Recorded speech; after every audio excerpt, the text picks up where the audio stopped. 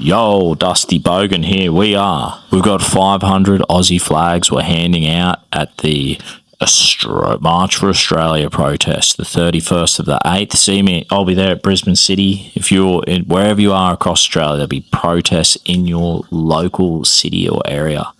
Check it out. It's going to be awesome.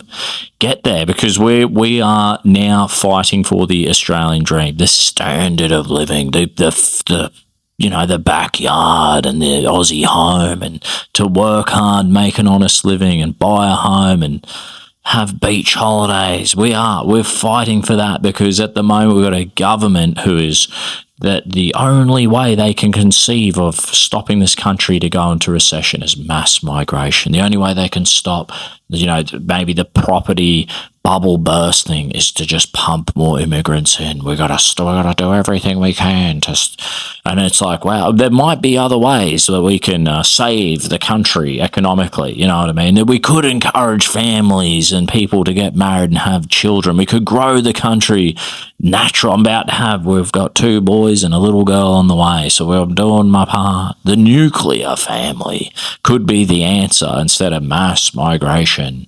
And the property developers and the banks and Albanese, they're saying now that 85% of new citizens will vote Labor. So they're importing voters, Labor. It's in their best interest to bring these people in. And they could be lovely, great, law-abiding, hard-working people who want to come here. But the thing is, if you're a working class person, we're at this point right now. It's very serious that young Australians is owning a home is becoming out of reach. If the new immigrant, what are we going to tell these? We can't tell them the Aussie dream anymore. We have to tell them the truth. They're bringing you in to be a forever renter, to be a tax slave.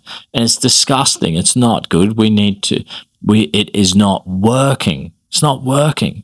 And that's why one of the biggest reasons we're protesting is because the Aussie dream is under threat. The Aussie dream is under threat. And they push this mass migration. We bring in all these people, and now we've got protests for Palestine, and they're burning the Australian flag. And you go, what?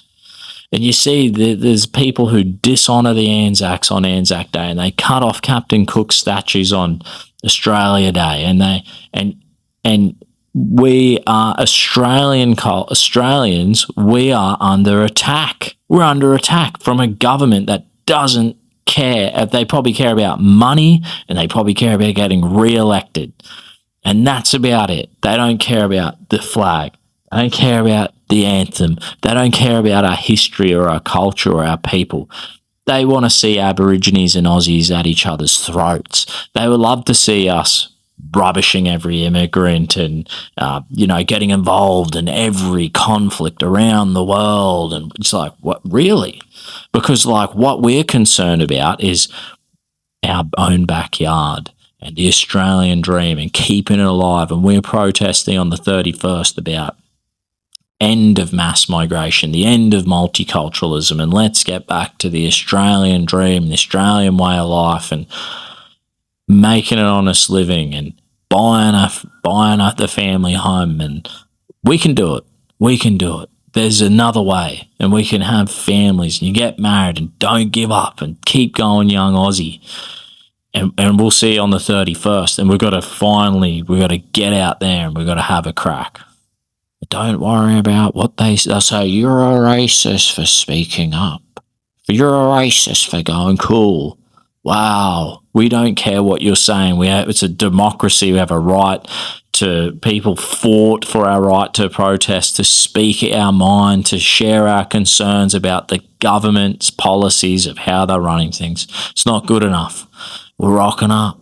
We're having a great time. Bring your friends and family. Bring an Aussie flag, because these 500 are going hot quick. See you there. God bless you.